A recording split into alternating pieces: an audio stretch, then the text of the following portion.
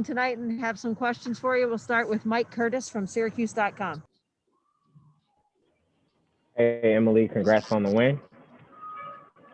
You've had several performances like this, like pretty much all season long, and you come off the bench and you give your team a big spark. And a lot of your teammates and your coach have attributed that to your body transformation. Can you give us like a inside look at what you specifically did over the summer to kind of have that transformation? Yeah, I mean, shout out to my sister.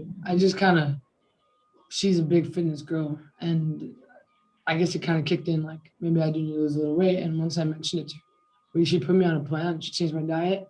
Diet was the main thing for sure. Certain amount of calories a day, specific foods with low fat, no fried stuff, no fast food, no soda, just water and seltzer. I mean, I sacrificed a lot because I was eating like 3,000 calories a day, and I cut it in half. And then we were focusing on a lot of cardio, and we were lifting. And I think actually it's funny because a lot of people don't think you should lift when you're trying to lose weight, but I think it's actually helped me lose a lot of weight because you burn a lot of calories afterwards. But and I had just had fun with it. Like, I had a good time with my family. That's the most time I spent with my family in 3 years. So it was just fun to be home, working on my sister, getting my mom to work out, kind of motivating the whole household to just stay healthy while being in Corona. Thank you. Thanks, Emily. Next, we'll go to Roshan Fernandez from the Daily Orange. Hi, Emily. So in the first half, Boston College was playing really quick, and they were catching guys on the fast break maybe a handful of times. What kind of defensive adjustments did you guys try to make down the line? Yeah, when we realized they were kind of trying to like cherry pick and we weren't noticing, we kind of just talked it out, said, okay, they're not staying up at half court, they're getting completely fully back. So either 4 or the 5, one of them has to get it. And we went more into a matchup, which made it a little easier to pick a man. So, or just playing running back on defense. That's the main one, I guess. But, just energy does it. Next on CBS 5, the place where 5-day-a-week in-person school. Thanks, Emily. Next, we'll go to Patrick Gunn from 247 Sports. From what's happening here. Hey, Emily.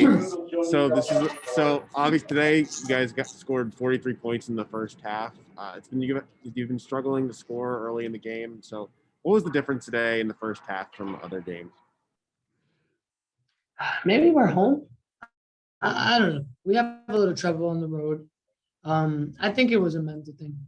We just lost 2 games, and we've been doing this all season, but we weren't going to lose the third one because we knew that would be the game that we couldn't really come back from. So now we get to start over with a win. Hopefully we get a win on Sunday, get a good place in the NCAA tournament. I mean, people always put us last because maybe we don't have the best record in the country right now, but at the end of the day, we got it done, and we're in a good place. And we're going to go to the tournament. And at that point, it's whoever can win the most games. So I think we're doing really well, and we're just focused. When you put focus and energy into a game, it's not even about skill sometimes. Thank you. Thanks, Emily. Next, we'll go to James Corrigan from Citrus TV. Hi, Emily. Congrats on the win. In the second quarter, when Camila picked up her second foul, you immediately went on an 11-0 run. What changed in your game plan when she went off the court for an extended time? It's hard to say exactly what we changed, but knowing that our, tallest player, strong player, who usually scores a lot for us, came out, we kind of knew we had to up our energy a bit, and people stepped up. It led for other people to get some play time, and they stepped up in their positions, just like they always do. That's really what matters. When you come off the bench, you kind of just have to step up and contribute, and that's exactly what everyone did. Everyone played a really good role today, whether they played 2 minutes or 30. Everyone did exactly what they were supposed to do. Thanks, Emily. We'll go to Mark Larson from Spectrum News.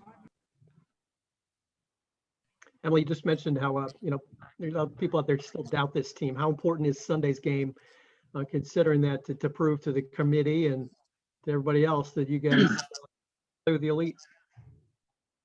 Yeah, it's very important. It's a big game against a ranked team. And even if it wasn't against a ranked team, it's still a game in a regular season that we need to win to put under our wins and losses. But we're not stressed about it. We're going to go in with the same mentality we had tonight against Boston College and hope we win. But win or loss, I think we're still doing just fine.